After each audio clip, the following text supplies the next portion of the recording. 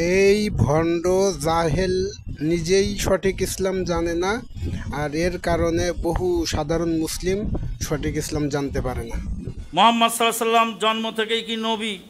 বিষয়টি সোশ্যাল মিডিয়ায় অনেক বিতর্ক চলছে, মামলা পর্যন্ত গড়িয়েছে। আমাদের দেশের মানুষ আলেম আর জালেম কিছুই চেনে না, যার ফলে আলেম জালেম পার্থক্য না করার কারণে আজকে এই সমস্যাটা সৃষ্টি হয়েছে। একজন বাউল ফকির যার নাম মাওলানা কামাল উদ্দিন জাফরি উচ্চারণ করার সঙ্গে বসে নাউজুবিল্লাহ মিন যালিক, মানে বাউল ভণ্ডের নাম উচ্চারণ করে নাউজুবিল্লাহ বলছেন জাফরি সাহেব। আর মুজাফফর বিন মহসিন ভাই বলছেন ওর নাম নিলে 7 বার কুলি করা লাগবে। আর আমি আমানুল্লাহ বলছি ওর নামই নেওয়া ঠিক হবে না, কারণ ওর নাম নিয়ে আউজুবিল্লাহ বলবো না, ওর নাম নিয়ে কুলিও করবো না, ওর মুখে নামই আনবো না।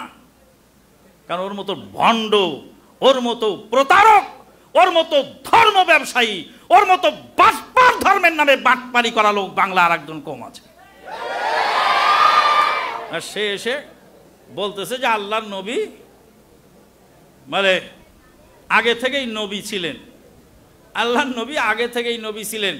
জাল হাদিস দিয়ে প্রমাণ করার চেষ্টা করছে, কুনতু নবিয়ান ওয়া আদামু বাইনাল মাই ওয়াত তিন। আমি তখন নবী ছিলাম যখন আদম আলাইহিস সালাম কাদা মাটির মধ্যে ছিল। কওমি দেওবন্দি আকীদার একজন আলেম, দেওবন্দিরা তো নিজের অহংকারে মাটিতে পাও ঠিকায় না, আর বলে আমরাই হলাম হক্কানি, হকের ঠিকাদার। দেওবন্দি আলেমদের মধ্যে একজন আলেম, তিনি এই জাল হাদিস বর্ণনা করে তিনিও প্রমাণ করছেন তিনি ওই ভণ্ডের দলের অনুসারী।